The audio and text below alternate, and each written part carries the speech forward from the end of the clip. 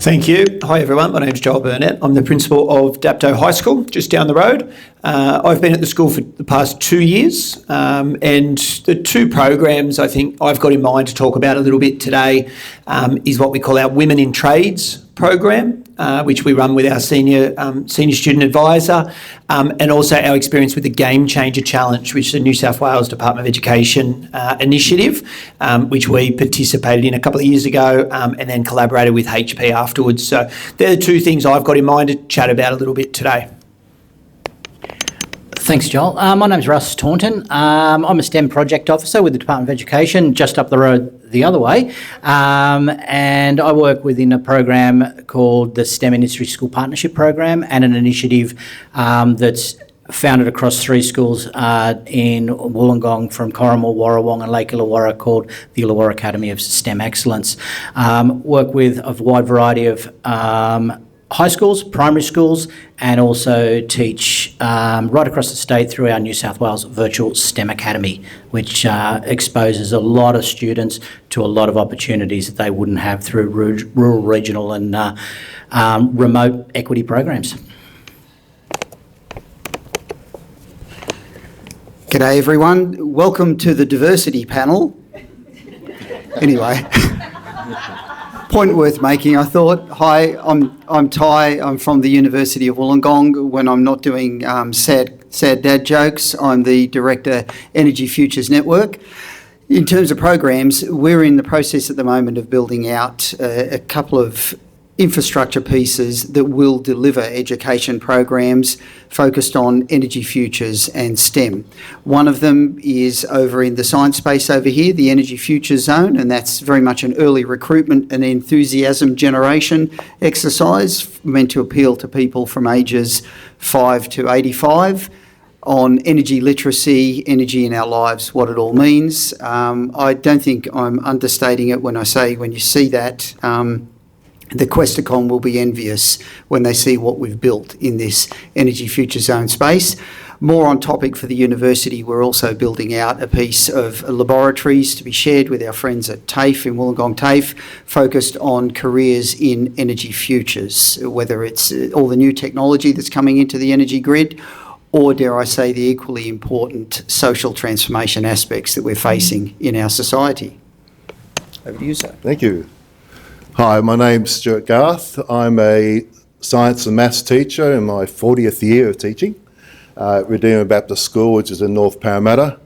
And 39 of those years I've been working with students and student projects. And so it would have been I would have had like 300 and 400 projects I work with students. But over the last couple of years, we started a national fair, science and Australian Science and Engineering Fair, where we take the best STEM projects from Australia, and they represent our country at ICEF in the International Science Fair. We took 10 projects. We took a couple of New Zealanders over last year and helped them. They're setting up their own fair this year. There's got the news yesterday that they're an affiliated fair. So that's my space. So just really working with, I think I have the best job in the world, working with the best STEM students. Entries are due in 3 weeks' time, a bit of advertising, and we pick the best projects by December, and then we have 6 months working with those students, getting their great projects to even better. So last year, out of all the 1,800 students, Australia was the 3rd best performing fair. You would not have heard about it on the news, but we were in the Telegraph, but that's my job. Thank you. Thank you so much. So just based on that, are there any questions from the crowd to take us into the next part of the conversation? I've got a few. No? Okay, no worries. So I guess one of the first ones I'd like to ask is getting straight to students. So what is the students' involvement in actually the rolling out, the development and the rolling out of these projects? Because, part of the conversation so far has been doing things to students that they might not actually like anymore in schools. So what's been some of the involvement of students in the actual development and rolling out of these things? Joel, do you want to kick us off? Yeah, sure. Yeah, thank you. So our Women in Trades program has grown over the last 4 or 5 years. Women in Trades begins with an expression of interest from the students. They've heard about it from previous year groups and that sort of thing. And the girls express an interest in perhaps a trade that they may like to explore. It's usually the typical sort of carpentry, electrical, that sort of stuff. The kids don't necessarily have too wide an understanding of what's available. And that then shapes the program depending where the interests lie, as well as a few that we bring along. We've got industry contacts who come into the school, work side by side with the girls. And we've also got, because the program's been running for 4 or 5 years, we've got previous graduates, so kids from Dapto High School who were successful in gaining apprenticeships through the Women in Trades program, who come back into the school. I think they love not going to work for a day and instead coming and hanging out with the next group of students. So in that way, it's really focused on the kids, and the girls get to decide the direction of the program. Based on that, we also approach different employers so that the program is really tailored to what the girls want. And each year, Pete Johnson runs that program, and Pete each year takes on all of the feedback, what's working, what's not, have about half a dozen different sessions throughout the year, some with industry, some with the mentors, and then we take on board the feedback from the girls so that we make it better the following year, so that as you say, Matt, it's not us doing to, but it's us doing with the kids. So that's a really important point. Yeah, one of the, I suppose, that very much student-driven, project-based learning concept is something that we do across the schools, is a program called Young ICT Explorers. It sits there on a national level, and what it brings in the concept of the students have to identify a problem that they want to solve. The only real parameter is there that they need to embed technology into that somewhere along the line. How and what that looks like is up to the students. They empathise, they work through the design thinking process, they come up with an idea, they identify the constraints and move through it to building a prototype, which then becomes a 2-minute pitch virtually online. And they develop a portfolio, pitch it to the judges across Australia. And successes that they've had out of that is students of 2nd, 3rd in New South Wales. We've had one school 2 years in a row, 3rd in Australia on a national platform. So they're getting their ideas out there and sharing it. But that's on a national level. What we do is we bring it back at an Illawarra level. And we've developed a program called Innovate for Impact, where probably 4 weeks ago, we had in this very venue over 200 students, their parents, industry mentors, where they're bringing their ideas and they're displaying it. Industry mentors walk around, they identify, they give feedback, they talk directly to the students. The students are just just letting go of everything they've done through the whole process, sharing their journey through that process. Industry then identify some of the better projects, or the projects that they sort of believe have some merit and some legs that go with it. And it's really interesting at the end when we're judging, not so much the teachers, we keep teachers right out of it. Industry are there, they're arguing and going, oh, no, what about that one? And they can't make a decision. And then from there, we take the students and we take them over to iAccelerate across the road here, where they work on a pitch and present program to take their idea to a next level. So it gives them the whole opportunity to see an idea that they've generated that could have been out there, the wackiest thing in the world, but hey, they've built it, they're proud of it, they've talked to industry about it, they've shared it, and then they've got opportunity to take it to the next level.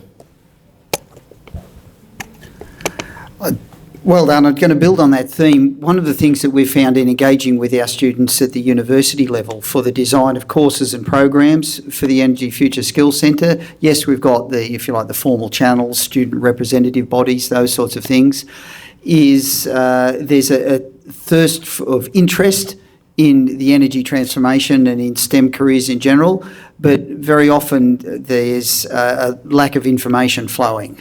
And so we find that bringing together Gathering that student input, yes, okay, they would like to pursue careers in. I heard, I don't know who was in the room in the other room just before there. Thank you. They're just, only two? This is going to totally lose its impact.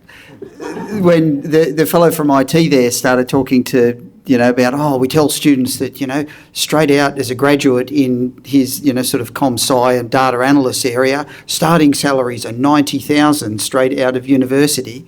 I sort of went, I come from the power industry. Mate, 125 is a starting salary in the power industry.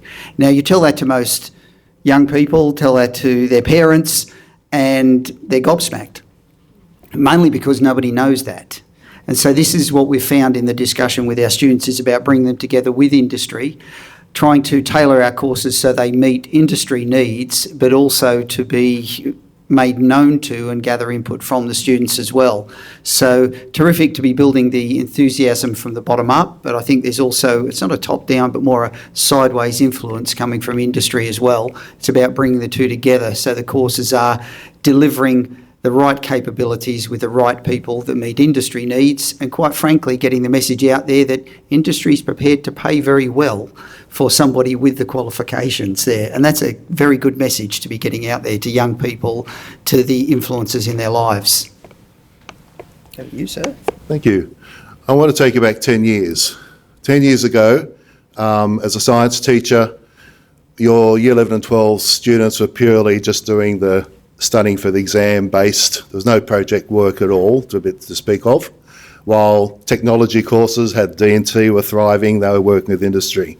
And so I was on the Science Teachers Council speaking with another councillor. We're just kind of discussing how can we get student projects in science, because it was Board of Studies at that time, interviewed some of our best students, and they said all their project work was done at home. Nothing they did, or after school with a teacher, if you had a passionate teacher who would stay behind and do it. And so there was a real problem. How do we get project work? So over the next couple of years, Boston became NESA, started the science extension course, started investigating science. They started the depth studies, because they really wanted students to have that opportunity in school time to do authentic projects. And the big thing about the science extension course is that the aim was that you work with real scientists, industry, and to that extent it has worked. Like, we've got an exam coming up soon. I think we're investigating sciences tomorrow and science extensions later in the week, and there's 875 students doing science extension.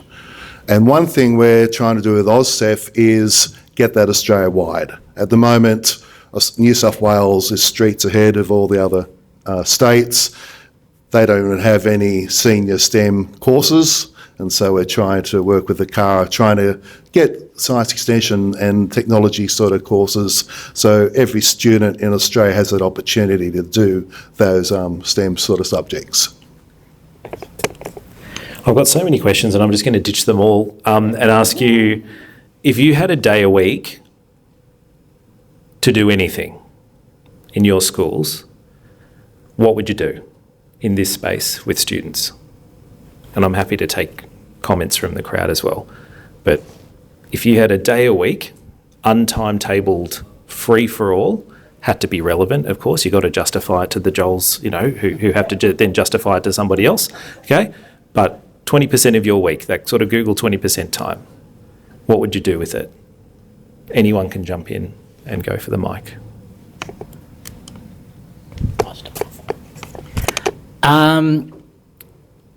It was really affirming today to listen to the keynotes and the plenary, and Gersel this morning, and Professor Glover, and listening to all their messages about bringing kids into the STEM role and workforce a lot earlier.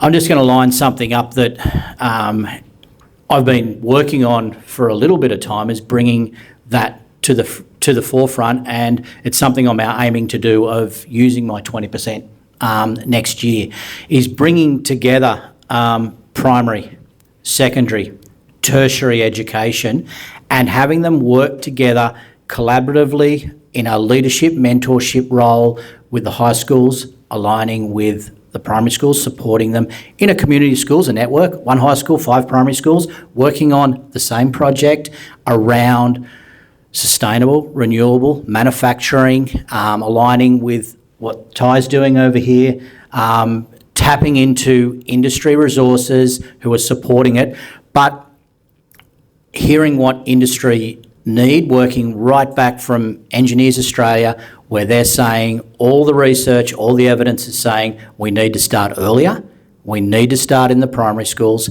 and we need to scaffold and build that love earlier and right through into those high school subjects. So it's about bringing together a whole project and road mapping that out. Just by way of chance, there's something on your table if you want to see what that looks like, is where I'm heading with that 20% next year of building those people into opportunities, backward mapping. We sit here in the Illawarra, right on the doorstep, advanced manufacturing, renewable, sustainable engineering.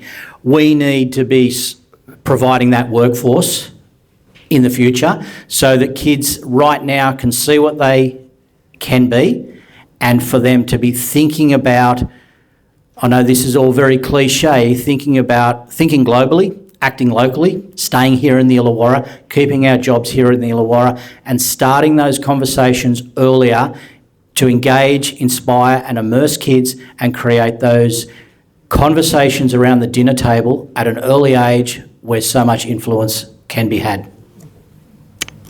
Thanks, Russ.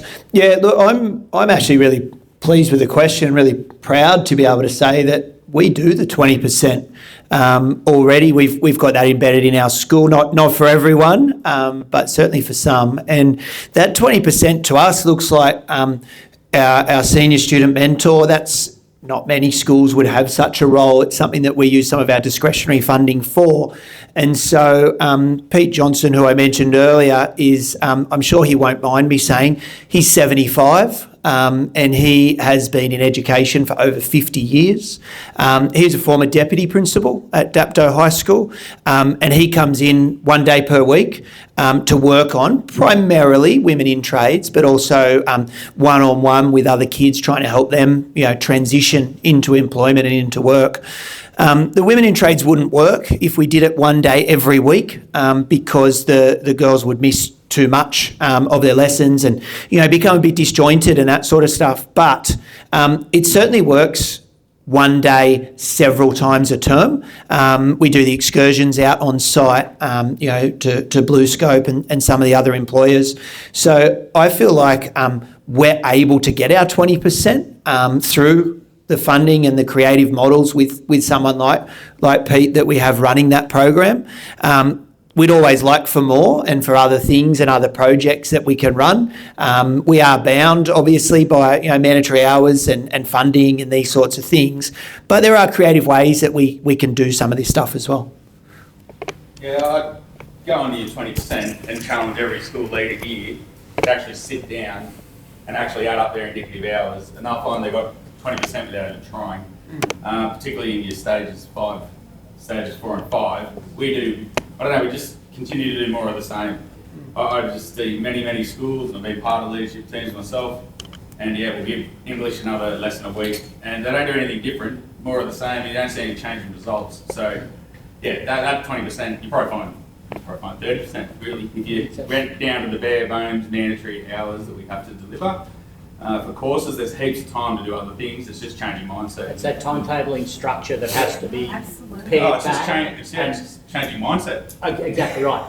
And can I just ask with the audience, could you just pop your hand up if you're in an organisation which has sort of reshaped? If you're in a school, if you've changed your timetable, if you're in a workplace, have you actually allocated a kind of 20% time for your staff to work on something? Have you tried to change that structure of time in a week? Okay, interesting.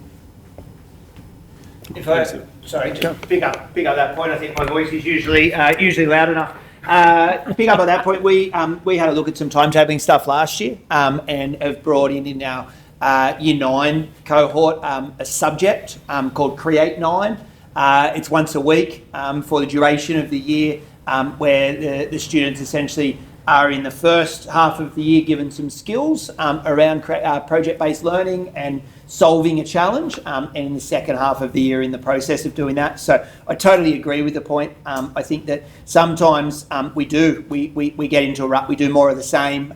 People are conscious of that HSC at the end and all those sorts of things. There's, setting the kids up, and there's a whole lot of different school of thought for how to get there as best as possible. But where we have some discretion, like stage 5 and around electives and that sort of stuff, there are different models and different ways. So I think it's a point really well made. Can I just say part of this to make it work is we've got to change the success criteria for schools. That might be the success criteria for schools. Until we get rid of those bloody numbers that we compare everybody, an HSC number, a NAPLAN number, like all these numbers, until we get rid of numbers and we start valuing like these partnerships and a kid who follows finds their pathway, follows it and makes a great success, and that becomes the measure of success, we can talk until we're blue in the face. It's actually not going to change. But don't you, yes, clap, absolutely. But don't you think it's a bit weird, because like we were talking earlier, Russ, about the fact that some of those metrics have changed, just not sort of within schools or newspapers, because how many university people in the room accept multiple different types of applications into all sorts of pathways and partnerships, right? And you're just like, we couldn't care two rats about your ATAR. Right now, sure, that there might be a minimum benchmark or something, but we want to see what you did in co-curricular space. And industry people too, like, don't you look at that other stuff? Like, you've got 100 applications, all of which say I've got my Cert 3, great, but don't you look at those other capabilities and skills too? So, yeah, absolutely, I think it's happening. It's just weird that it hasn't crashed yet. It's kind of crashed in a shadow way, but not in the paper. Here. Thank you. So this is off topic. The 20%, I'd just go and ride my motorcycle for a day a week and be happy with that, to be perfectly honest. If I could free up that amount of time, happy days. Thank you. Just don't tell the boss. Flip an answer, and then I'd like to address what you've just spoken about as well, given the audience that we've got here. The first thing I'd say is I would personally be looking to focus at spending that allocation of time on getting out there and engaging more, talking more, particularly with industry, in my case, particularly with schools and high schools. I think that's a little bit less of, oh, great, I've got the free space to get the done. I'll go with stuff. To get the stuff done that's not getting done. As opposed to, well, hang on a minute, how about taking the 20% to work out whether I'm actually doing the right stuff and the stuff that people need and that students need. So that'd be my 20% desire or commitment. At the moment, having dealt with 90 emails yesterday on a Sunday, I'm not sure where I'd find the 20%, but that's a me problem, not an anyone else problem. Here's the thing, I get asked a lot. By the way, I'm not an academic. I'm from the university, but I'm usually the only person in the room at the university that doesn't have a PhD. I'm a pracademic. I spent 35 years in the power industry, retired. Turned out I was crap at being retired, and now I'm with the university with this gig as Director Energy Futures. And so what that means is I get asked a lot by people, friends, their children or near adult children, if I don't get this ATAR, what should I do to get into university? Here's the hidden secret with the universities, and it can be phrased in lots of ways, and this is probably a little bit soul-crushing in the way I'll choose to phrase it, but I don't mean it that way. After you've spent 6 months or definitely a year in the university system, nobody gives a rodent's rectum about your ATAR or what it was. Survival in the university system matters more to universities than anything coming into it. So if people say to me, I really want to do course X at university Y, my advice to them is always, by all means, go for the golden ring and put that down as your first preference. But whatever you do, go to that same university and pick an adjacent course that has the lowest entry ATAR, but the most subjects in common with the one you really want to do, and put that as your second preference. Because if you do have something untoward occur and your ATAR is lower than desired, you will still get into that option B course. You will do the first year of it and work hard and pass, and then at the end of that you'll go to the university with an academic record in their system and in the university system and say, I would now like to transfer to the course, the one that was there, and you'll have maybe done one or two subjects that don't apply and they'll put you behind, but you'll be straight on track and away you go. You'll have barely lost 6 months in your life. That's the standard advice I give to everyone, and it's encouraging depending on how you frame it, but seriously, 6 months to a year in the university system, no one cares about your ATAR, folks. So structure things accordingly. Yeah, so I think the two things that employees look for is someone of character and someone who's got some innovation, not just does the jobs when they get told to. And so for my 20% will be, in terms of character, to do some community work within your school, have some program that you do with the local group or with a local business where you're actually going out and looking after someone else and caring for someone else. So that's one thing. And in terms of innovation, it'd be good if get your kids outside, do something in renewable energy space or environmental in your area, but somewhere where they can actually, there's a problem, you've got a really bad part of your school that always looks terrible. What can our class do to make that something we can be proud of? And that's what I really think. If you do teach character and innovation to kids, I think that's one of the best qualities they can get. Fantastic. What a lovely way to finish. Thank you so much. Please thank our panel.